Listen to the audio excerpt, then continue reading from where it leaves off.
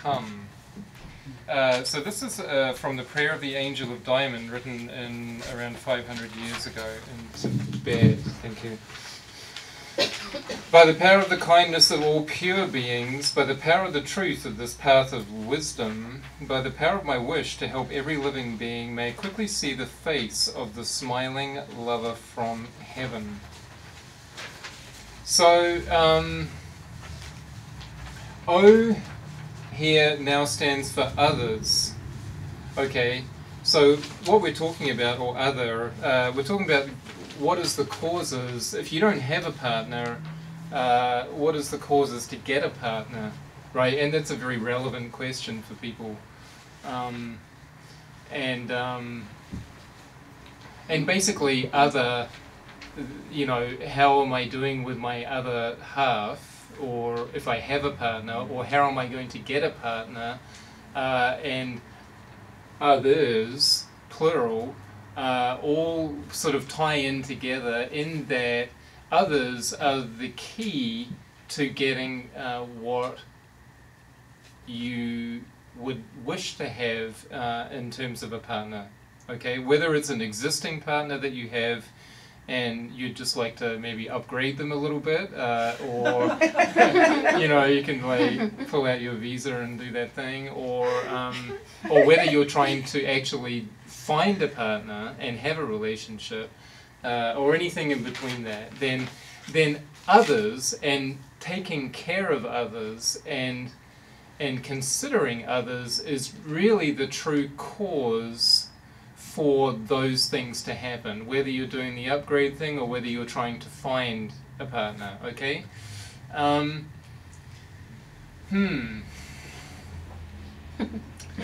Because really underlying that is what one of our main teachers calls kindness, okay?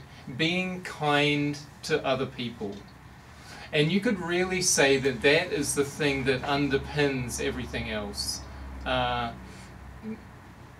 It's so hard for us as human beings to really do that with an unselfish motivation, you see. To truly be kind to other people because you see their pain and you feel their suffering and you want to help them is very rare, I think, in this realm of desire. It's very rare. And why is it that it provides the foundation or the upward momentum or energy so that it then enables you to either upgrade your partner or find a partner? Okay? What is it about kindness that at its core enables that to happen? Because truly, if you can get to that place, then it doesn't really matter what you do to upgrade or find your partner, it's going to work, is the way that the system works. If you've put the karma in place, you know, whether you want to go and find your partner, you know, at the nightclub, or whether you think that you want to go find them, you know, on the internet, or whether you go and serve at a village in Africa or India or something, and suddenly you bump into the love of your life there while you're busy serving the world, it doesn't really matter. If you've got this underlying momentum and energy or karma underneath all of those actions, then it will ripen and manifest for you, you see. So why? Because when you're engaged in helping other people in virtuous activity, and you're trying to be kind to them, and you're trying to help them and assist them in whatever way, shape or form that takes, what happens is that there's a what we call like an upward spiral of energy or momentum or karma that comes from that, because one of the laws of karma is that it increases exponentially, right, over a period of time. So the more people that you can consider, the more people that you can be kind to, the more people that you help and don't hurt, the more upward energy and momentum and spiraling of good virtuous karma you're going to accrue. And then whatsoever you do actually doesn't matter, as we've just said. And it could, it doesn't really matter because you have this karmic momentum that you're riding from all of your virtue. And then you can apply that to virtually anything. I mean, it doesn't have to be partnerships. We're not limited. This is what we're talking about right now. But, one of our teachers talks about how you can use that to make money, how you can do that to attain better health if you're having health problems, how you can attain whatever you want, as long as you have this foundational platform of kindness, you see. So that's what we're really talking about here. And I think that really it's so easy to sit there and talk about it and to say, yeah, just help others and be kind to others, but also that's a lifetime practice. To be honest, I feel like I have so much room personally to work in that area, to try to be kinder to people than I have been. And I would guess that might be the case for a lot of people if we closely look at it, because of our side channels, because of the hard wiring, because of the grasping to subject and object and the duality. It's such an upward battle for us to get our minds off of our own case for a second and to truly try to think about helping other people. But it is, when we came here a few weeks ago and gave a little blab about retreat for a minute, I remember saying one of the things that I realized in retreat was, all the big problems in my life, all the major upheavals in my life, I could pinpoint directly, or I was able to go back and trace exactly that it was because I was grasping and holding so tightly to what I wanted in multiple different scenarios and situations. It was so all about me. And, that's a very hard pattern to break in a person's life. It's a very hard thing to do. It can be done. It can be done, and you can use the things and the people and the practices, and everything can be turned and twisted and made to work for you on this path. There isn't anything that can't be used, you see. But again, underlying all that is kindness. You're not going to be able to have amazing experiences, and none of these practices are really going to work really if you're not kind to people. It's so simple, And it also so maybe we're not running around shooting people and stuff like that. I mean, but hopefully we're not, right? But when we talk about kindness, I think it gets very subtle, especially for people who are on a path and making a great effort to try to be kind to people, and then you're wondering, well, why isn't this working, or it's kind of working but not quite, or something like that. I think that you need to get very, very subtle, and you need to be able to sit there and think and extrapolate out from where you're having a problem and start working it out in your mind and making extrapolations and playing with it. Meditation is a great place to do this.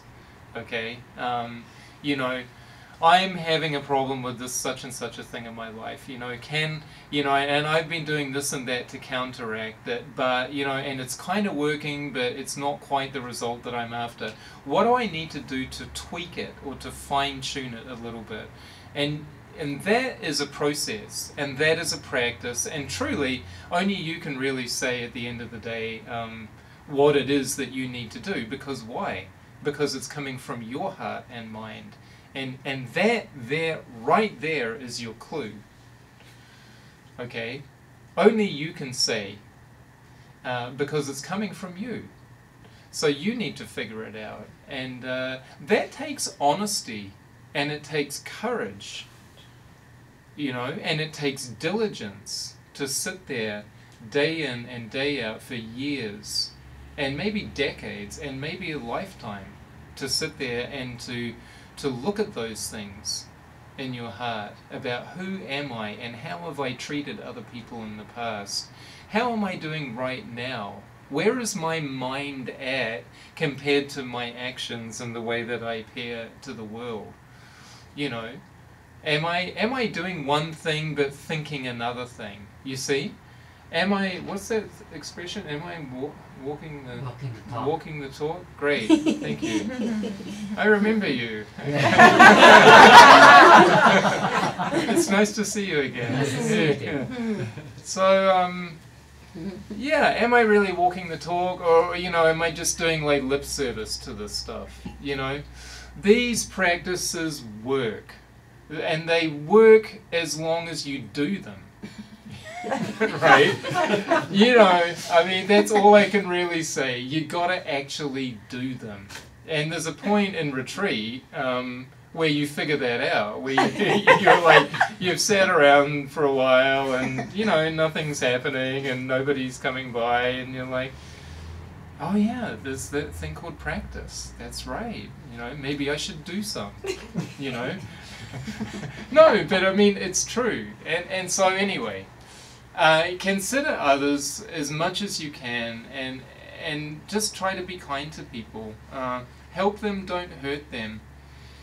The Dalai Lama calls it enlightened self-interest. Someone said to him one day, he was giving this talk, and they're like, well, isn't that really self-interested? And he said, yes, it's enlightened self-interest, because it's good business, right? I mean, mathematically, it's great business. You get to help people or hopefully help them and not hurt them.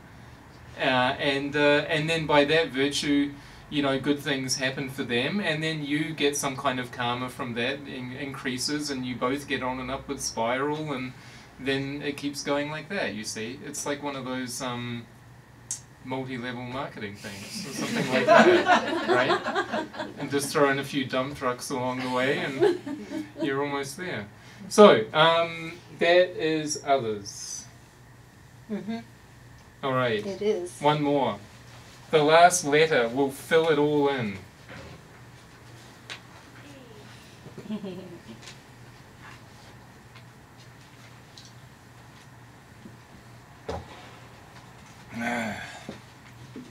Nirmanakaya. Ooh. Nirmanakaya.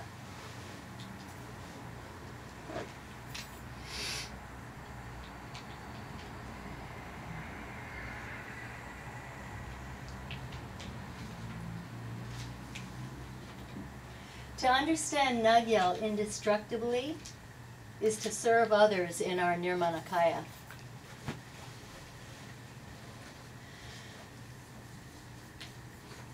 Close your eyes and say it.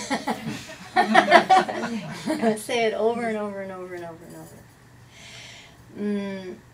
What's a Nirmanakaya?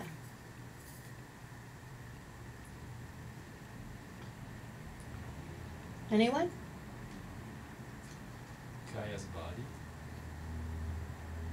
Isn't Nirmal pure? Good, nice guess. Nirmanakaya, emanation bodies of a Buddha. The emanation bodies of a Buddha. So, what Roger is saying about just be kind to others it is really good business, because to truly know the causes, to truly see directly into the causes of everything that you want to have happen, takes Buddhahood, frankly. These things are very, very deeply hidden, and you can't actually know because of your own grasping to yourself, which is what Roger was just talking about. And because of this, and it becomes very subtle, the ways in which we do grasp to ourselves, and it can look really good, and you can be really developed in your practice of kindness, and you can be really developed in your practice of the paths of karma, and you might even have done a 3-year retreat or sat for 8 hours without moving a single hair in meditation, and none of that matters, and none of that is the goal. It doesn't matter at all. If you can't hold your awareness on being kind, it doesn't matter. You haven't done yourself or anybody else a wood of good. So it is the ability to hold your awareness that's crucial. To hold your awareness on what's going on and what you're doing. And we can't do that ultimately until we are Buddhas. Okay? But doing it creates the causes to be able to do it. So doing it on an ongoing basis creates the causes.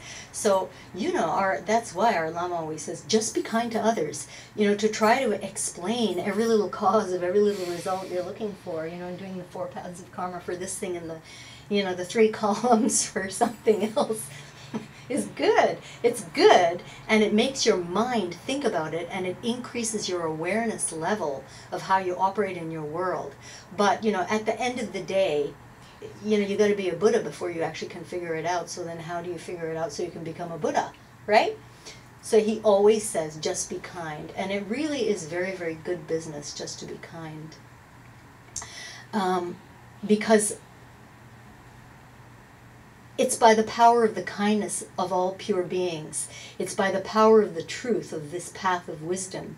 It's by the power of my wish to help every living being that I get to quickly see the face of the smiling lover from heaven. And the smiling lover from heaven, isn't just the lover across the room in the Longhorn, It's not just the lover off the internet. It's the smiling face of the lover from heaven. It's the ultimate bliss. Maybe you'll see it in the eyes of your partner. You probably will see it in the eyes of your partner. And you will see it in the eyes of every being in your universe. Every single one. It just doesn't stop with your partner. So hold that thought. Hold that thought, okay? Hold that thought. Yes, it's very nice to have a partner. It is. And it's nice to be happy with a partner. It is. And you should want that. And you should create the causes for that. But at the end of the day, it's that you want to see that what you want is a stream of crystal moonlight that begins to flow. Wife of the man of peace, and he embraces her. She fills the sun ray channel, the opening along the spine, with matchless divine nectar. So when all of that prana gets into the central channel and the Amrit starts to flow down, Sushumna, from the top, then you get to see the face of that smiling lover from heaven. Everywhere you look,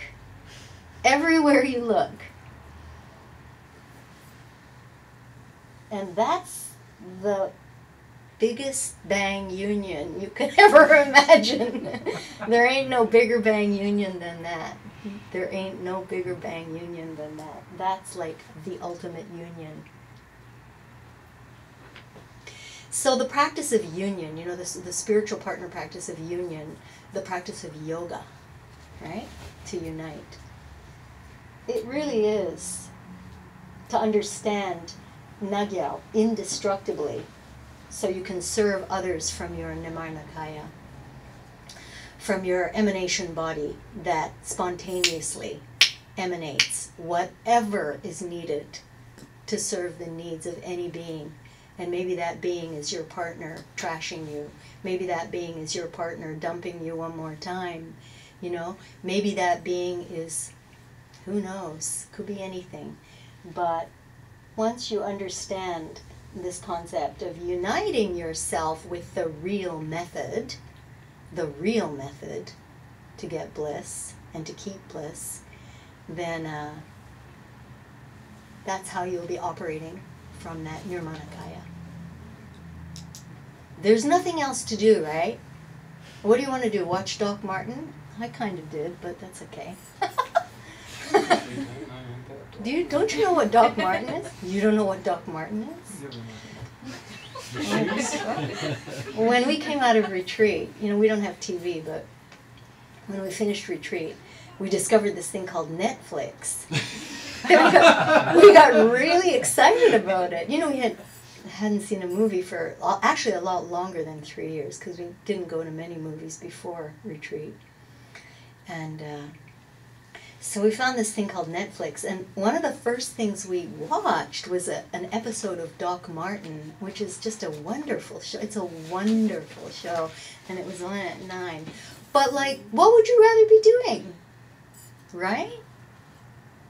Than talking about the ultimate union and thinking about what that might be like and how we can achieve that. And a partner is a great place to start. And it's a natural place to start. And we're hardwired to do it, you know, through this partner, the practice of a partner. And the Hatha Yoga Pradipika is actually a text which is leading up to that kind of ultimate practice of union.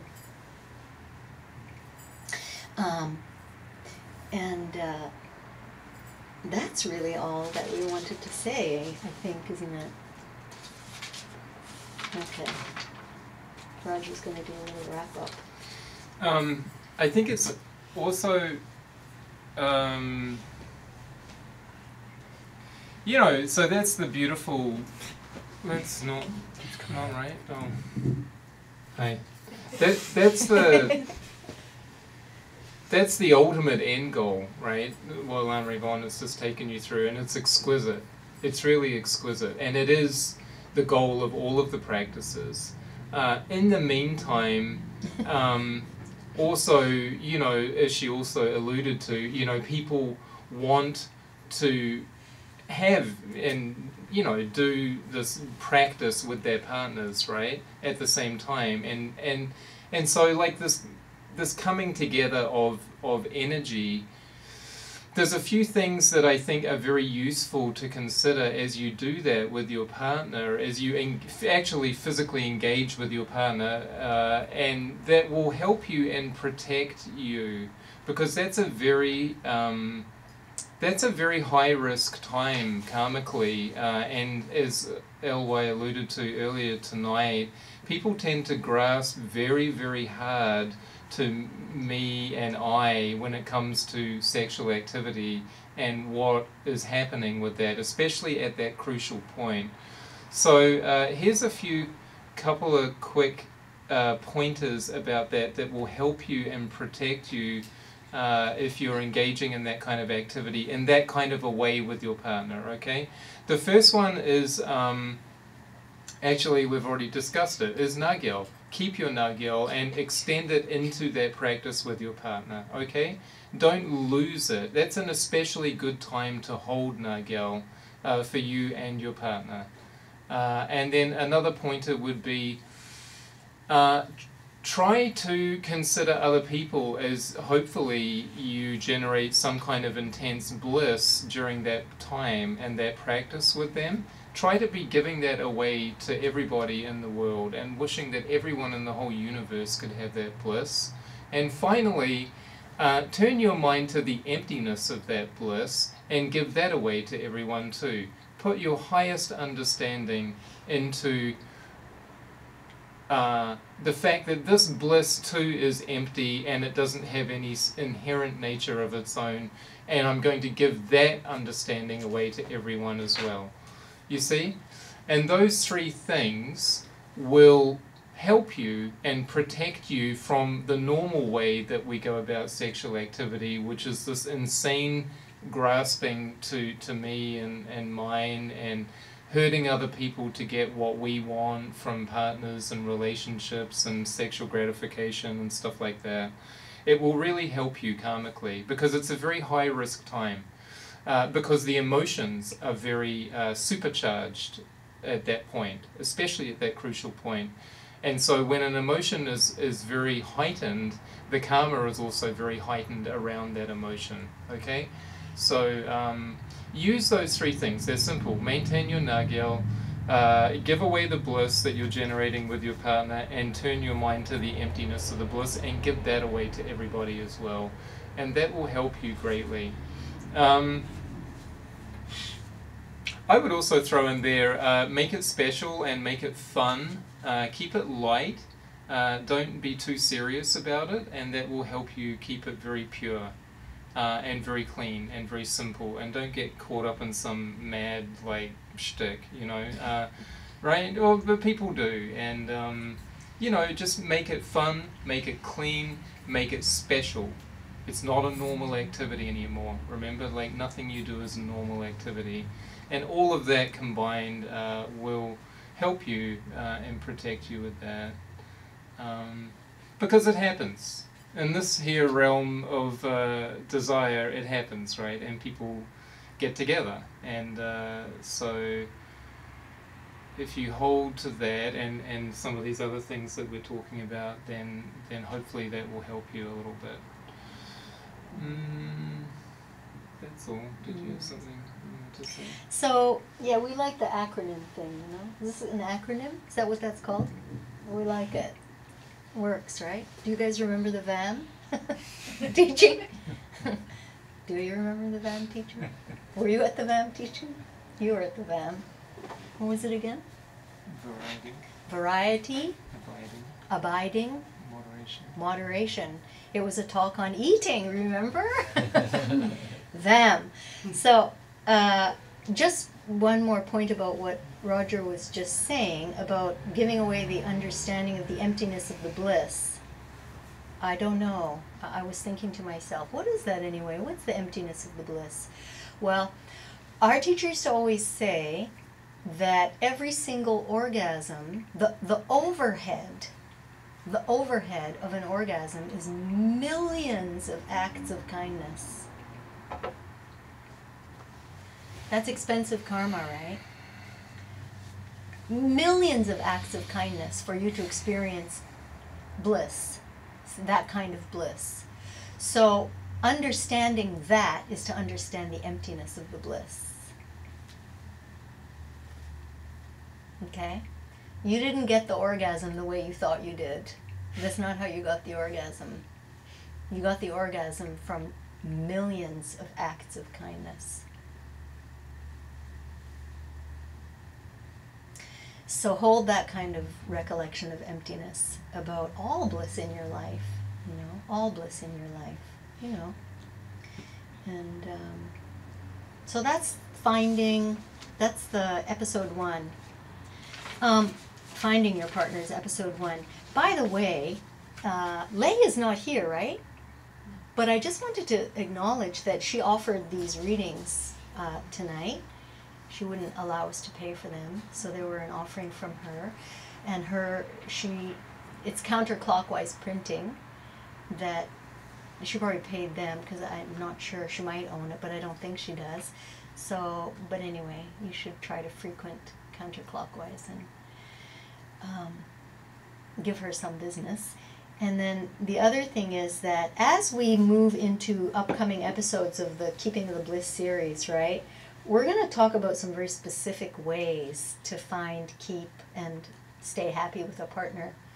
And I asked Lada, I don't know if you know, but Lada has a doctorate in, what is it? Research medicine, pharmacology. And so she specializes in clinical trials, and this is very exciting because I think it's time that we started to test our methods. I think it's time that we started to not just design paths of karma. Does everyone know what that is, path of karma, from all the different teachings everyone's been giving? If not, don't worry, because we'll talk about it next time. But it's all very good, you know, to design a path of karma for what you want and become very clear about what you want, and, you know, you lay out your 4 steps and then you do them. But what we really want to know is it working for you? That's right. We want to know, is it working? Do you have a partner? Are you rich? Is it working? That's what we want. Are you happy? Are you happy? Are you always happy? Are you keeping the bliss?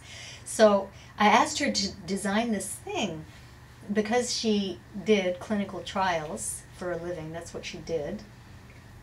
I want to subject this path of karma thing to a very, very rigorous clinical test, okay?